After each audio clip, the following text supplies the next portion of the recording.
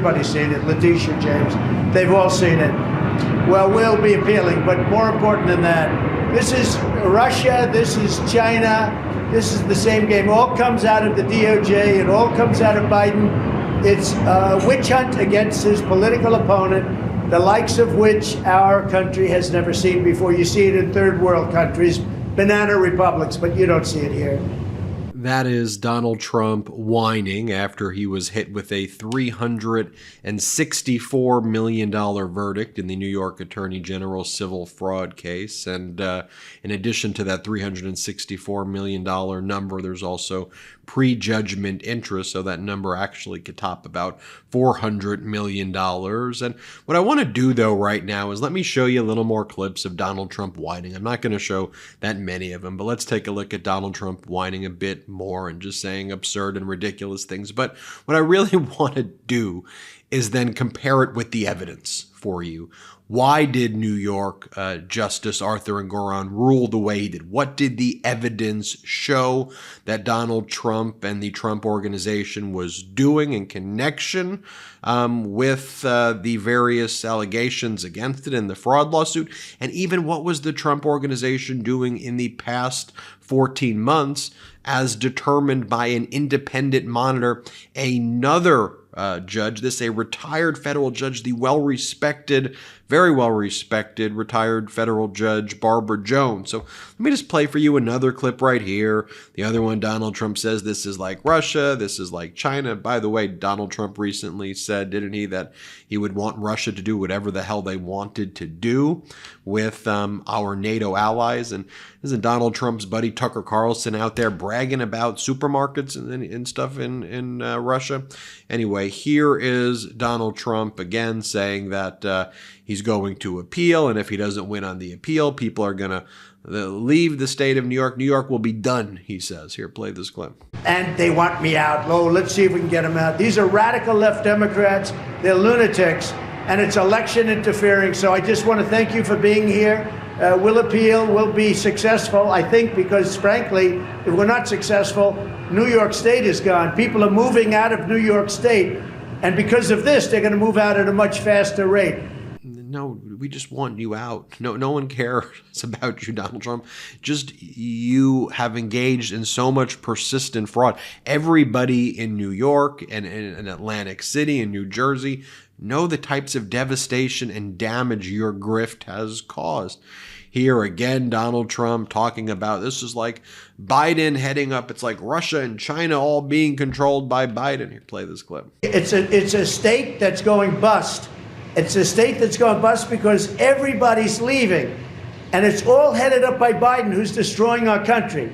So this is Russia, this is China, this is what you've been reading about all your lives, and it's happening right here in our country.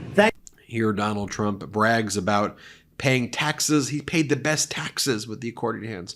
No one's paid taxes like he's paid taxes, he goes. Play this clip. I think very importantly, and I think ultimately the most important, we've employed tens of thousands of people in New York, and we paid taxes like few other people have ever paid in New York. And here Donald Trump says the reason that he got fined $355 million because they did the perfect job, that the Trump Organization behaved perfectly. Here, play this clip. Been away, but we're not going to stand for it. So thank you very much. We will get back to work.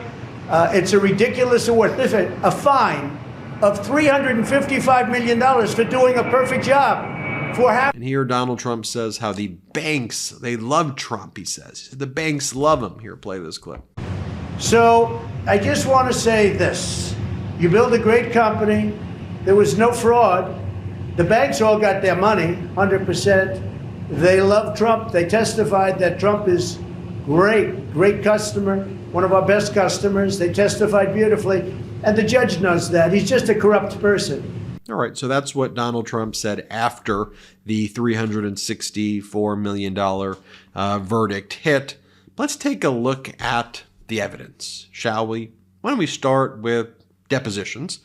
Then I'll move on to kind of testimony and the independent monitor report. So let's take a look at the leaders of the Trump Organization. Take a look at what the leaders say. First, Here's what Donald Trump said in terms of like who was responsible for preparing compliant statement of financial conditions and other financial documents. He said Weisselberg was. Here, play this clip.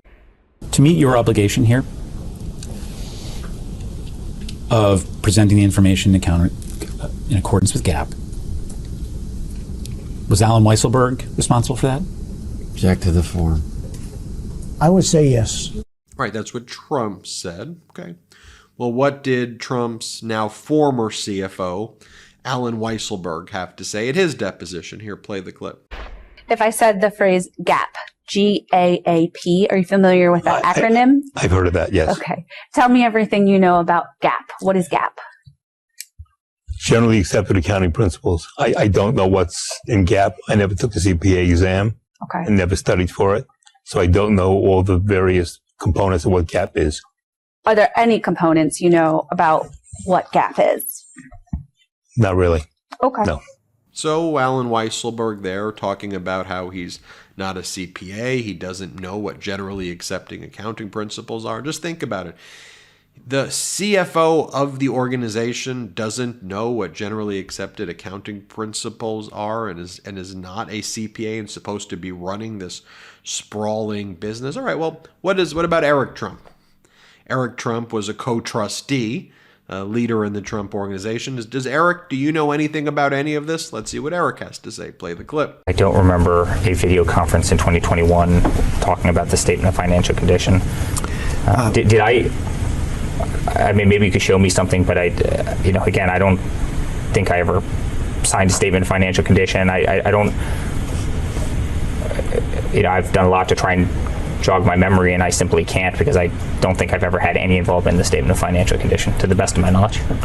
Okay, so Eric doesn't know anything. Okay, well, what does Don Jr. have to say about anything? Don Jr., what do you have to say? Do you have any familiarity with an acronym GAAP, G-A-A-P? Generally accepted accounting principles, yes. Okay. How did you become familiar with that acronym? Probably in Accounting 101 at Wharton. Okay. What do they teach you about generally accepted accounting principles in Wharton? Well, I'm not an accountant, but that they are generally accepted. Anything else? That's pretty much what I remember from Accounting 101. So. Have you told me everything you know about GAAP? Basically. I'm sure I could come up with some creative stuff to kill time, but I'd be doing neither of us a favor in terms of educating ourselves. Typical children's vitamins are basically just candy in disguise. They're filled with 2 teaspoons of sugar, unhealthy chemicals, and other gummy junk growing kids should never eat. That's why Hiya was created, the pediatrician-approved superpowered chewable vitamin. While most children's vitamins are filled with 5 grams of sugar and can contribute to a variety of health issues, Hiya is made with 0 sugar and 0 gummy junk. Yet it tastes great and it's perfect for picky eaters. Hiya fills in most of the common gaps in modern children's diets to provide the full body nourishment our kids need with a yummy taste that they love. Now, formulated with the help of nutritional experts, Hiya is pressed with a blend of 12 organic fruits and veggies, then supercharged with 15 essential vitamins and minerals, including vitamin D, B12, C, zinc, folate, and many others to help support immunity, energy, brain function, mood, concentration, teeth, bones, and more. It's non-GMO, vegan, dairy-free, allergy-free, gelatin-free, nut-free, and everything else you can imagine.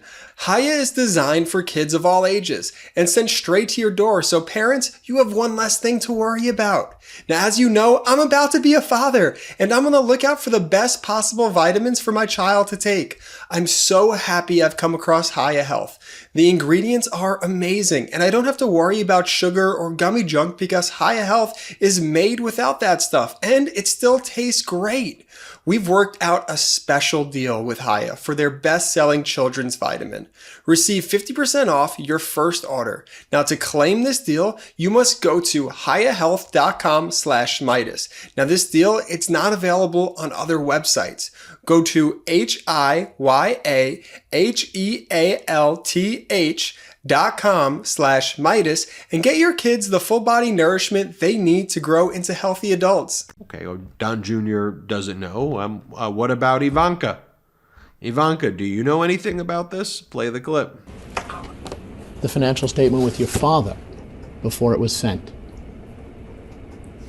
I don't believe so. I'm not sure what it means by recent financial statement. So I don't. You wrote it, ma'am. What did you mean? Like I said, I don't remember the email I could have meant.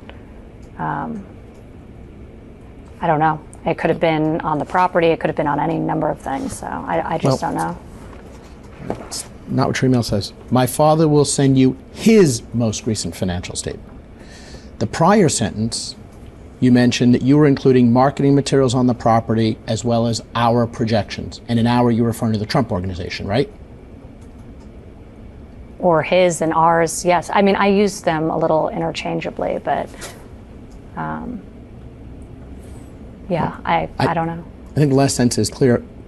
My father will this is your statement. My father will also send you his most recent financial statement. Okay. Do you understand that to mean that it was your father's financial statement?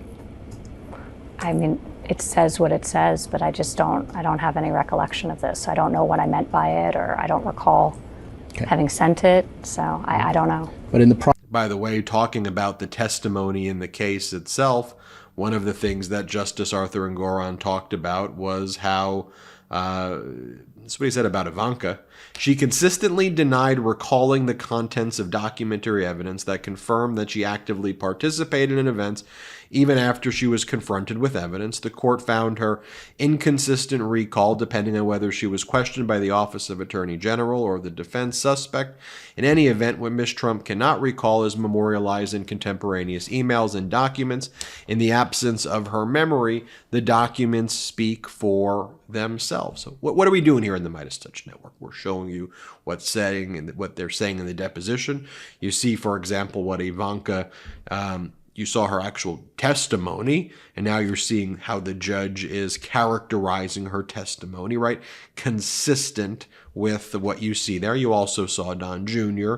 and Eric. Let's just take a look, though, about what Justice Arthur Engoron said about the ongoing conduct by the Trump Organization, as determined not just by Justice Arthur Engoron, but by the independent financial monitor, the very well-respected retired federal judge, Barbara Jones, who used to be a judge in the Southern District of New York.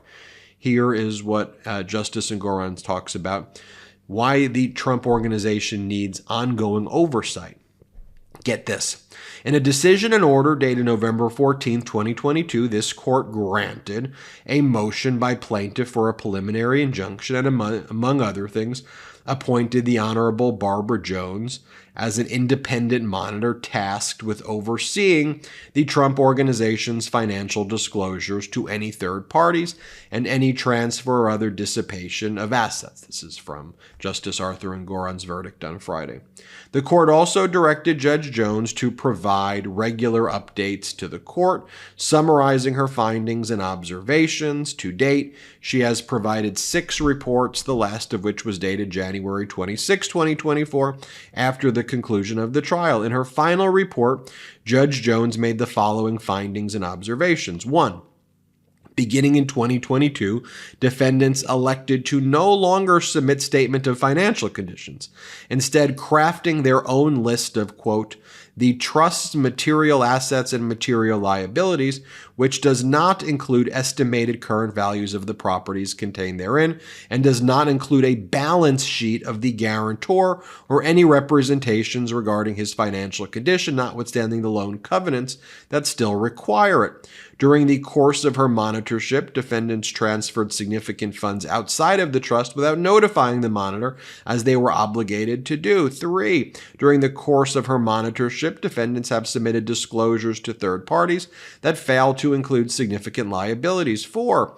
The defendants are no longer representing that any disclosures are GAAP compliant, that they don't comply with generally accepted accounting principles, despite certain continuing obligations to do so. 5.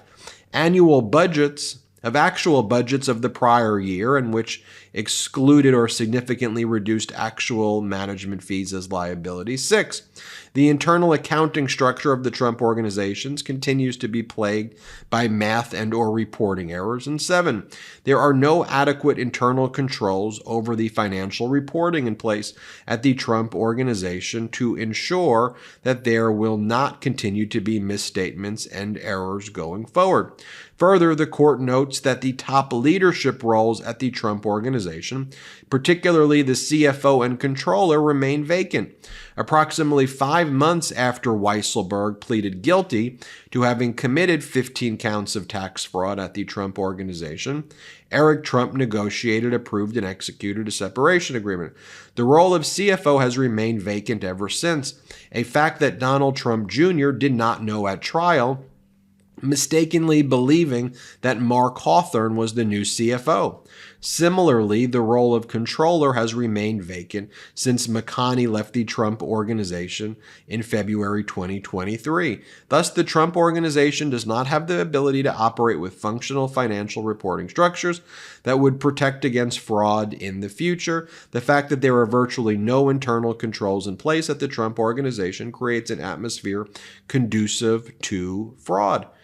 And what Justice Arthur Engoron points out here on footnote 56 is, look, the court did not appoint Judge Jones randomly or arbitrarily or by happenstance. Rather, she was the only one of the 3 candidates that both sides proposed for the position of independent monitor, meaning Trump, you chose her also. However, after she issued a scathing January 26, 2024 report, quite critical of defendants' financial practices, defendants changed their tune. Overnight, a universally respected former judge with a stellar resume, nominated by defendants themselves, joined the ranks of all of those people and institutions, being unfair to defendants and out to get them. In other words, now you're attacking retired federal judge Barbara Jones. So no, Donald Trump, this isn't Russia or China or anything like that. The only person trying to create that system here is you. This is evidence-based. And you don't like the evidence, so you attack the judge and you attack the system. By the way, that's why it's so important that I wanted to share with you from the order and not just give you my opinions. I mean, let's show you what Trump says, show you what Weisselberg says, show you what Ivanka says, show you what the order says. And you make the decision, make an informed one. I'm Ben Meiselas. This is the MeidasTouch Network. Hit subscribe. We're on our way to 3 million subscribers. Thanks to your support. Have an excellent day.